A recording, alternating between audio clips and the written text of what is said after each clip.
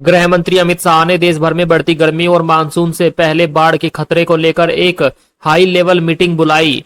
अमित शाह ने अधिकारियों को निर्देश दिए हैं कि कम से कम 60 झीलों के लिए अर्ली वार्निंग सिस्टम विकसित किया जाए। उन्होंने बाढ़ पूर्वानुमान के लिए केंद्र और राज्यों के बीच एक प्रणाली बनाने पर भी जोर दिया।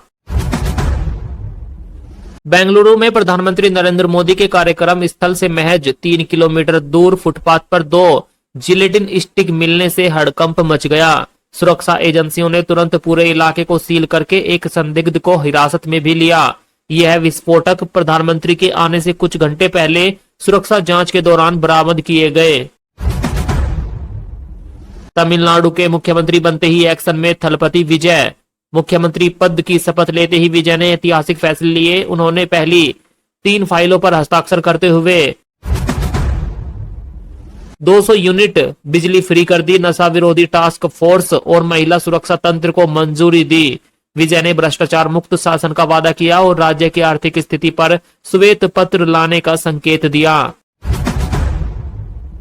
बेंगलुरु में आर्ट ऑफ लिविंग के 45 साल पूरे होने पर प्रधानमंत्री मोदी ने पर्यावरण संरक्षण का संदेश दिया।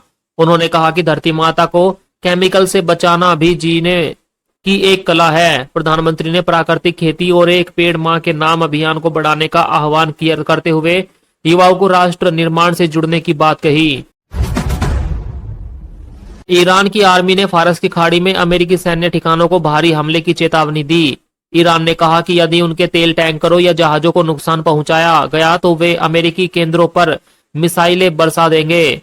आईआरजीसी जो कि ईरान की फोर्स है, उनके अनुसार उनके ड्रोन और मिसाइलें पहले से ही अमेरिकी संपत्तियों पर निशाना साधे हुए हैं। हॉर्मुज जलडमरू मध्य में तनाव के कारण भारत में कच्चे तेल का भंडार पिछले 10 वर्षों में सबसे कम निचले स्तर पर पहुंच गया। आपूर्ति बाधित होने से इंडोनेशिया, वियतनाम और पाकिस्तान जैसे एशियाई देशों में भी गंभीर ईंधन संकट खड़ा हो सकता है। विशेषज्ञों का मानना है कि रणनीतिकार भंडार जारी करना केवल एक अस्थायी समाधान है जो भविष्य की सुरक्षा को कमजोर करेगा। प्रधानमंत्री नरेंद्र मोदी ने बढ़ते तेल संकट को देखते हुए सभी देशवासियों से पेट्रोल डीजल का संयम से इस्तेमाल करने की अपील की। उन्होंने सुझाव दिया कि वर्क फ्रॉम होम, मेट्रो और कार पूल जैसी व्यवस्थाओं को फिर से शुरू किया जाए। लोगों से कहा कि वह घर से काम करे, ऑनलाइन मीटिंग करे। अगर पेट्रोल डीजल का जितना कम हो सके उतना कम इस्तेमाल करे। मेट्रो का इस्तेमाल कर सकते हैं या फिर इलेक्ट्रॉनिक कारें अगर उनके पास है तो उनका इस्तेमाल करे। उन्होंने जोर दिया कि ज्यादा से ज्यादा पेट्रोल डीजल बचाए। साथ ही उन्होंने ये भी कहा कि विदेशों में घूमना भी बंद करे और 1 साल तक सोना ना खरीदे। आपको बता दें ये सब चीजें युद्ध से जुड़ी हुई है जिससे भारत की अर्थव्यवस्था पर बुरा असर पड़ रहा है। प्रधानमंत्री मोदी ने कहा कि सोना भी ना खरीदे जिससे हमारी अर्थव्यवस्था मजबूत हो सकती है। डीआरडीओ ने स्क्रैमजेट इंजन का सफल लंबी अवधि का ग्राउंड टेस्ट करके इतिहास रच दिया है। यह इंजन मिसाइलों को 6100 किलोमीटर प्रति घंटे की रफ्तार दिलाता है जिसे दुनिया का कोई भी रडार नहीं पकड़ सकता। इस सफलता के साथ भारत अब उन चुनिंदा देशों में शामिल हो गया है जिनके पास यह अजय हाइपरसोनिक तकनीक है। दिल्ली मेट्रो ने एयरटेल पेमेंट बैंक के साथ मिलकर RuPay on the go kart launch किया। नेशनल कॉमन मोबिलिटी कार्ड तकनीक वाला यह कार्ड अगले 10 दिनों में सभी मेट्रो स्टेशन पर उपलब्ध होगा। इससे यात्री पूरे देश में किसी भी बस या मेट्रो का किराया चुका सकेंगे। कार्ड को डीआरसी या एयरटेल ऐप से रिचार्ज भी किया जा सकता है। यानी कि अब यह एक कार्ड पूरे देश में काम करेगा। पूरे देश में कहीं भी मेट्रो हो हर जगह काम कर पाएगा। तेल कंपनियों पर बढ़ा दबाव, पेट्रोल डीजल के दाम बढ़ना लगभग तय।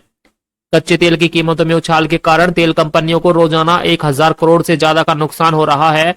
हॉर्मुज जलडमरू मध्य बंद होने से क्रूड ऑयल के दाम $70 से बढ़कर $120 प्रति बैरल तक पहुंच गए हैं। भारत के पास केवल 15 दिन का रिजर्व बचा है जिससे आने वाले दिनों में ईंधन की कीमतें बढ़ने की निश्चितता लग रही है। राहुल गांधी के इन्वेस्टमेंट मैनेजर निकले कट्टर बीजेपी के सपोर्टर। राहुल गांधी का म्यूचुअल फंड पोर्टफोलियो संभालने वाले मुथु कृष्णन धंधापानी ने सोशल मीडिया पर बड़ा खुलासा किया। धंधापानी ने बताया कि वह कट्टर बीजेपी के सपोर्टर है, फिर भी राहुल गांधी के साथ पिछले 13 सालों से काम कर रहे हैं और राहुल गांधी उन पर भरोसा करते हैं। वह राहुल गांधी का पैसा इन्वेस्ट करते हैं। राहुल ने इस कमेंट पर कमेंट करते हुए कहा कि आपका किस पार्टी को सपोर्ट करते हैं वह आपकी मर्जी है।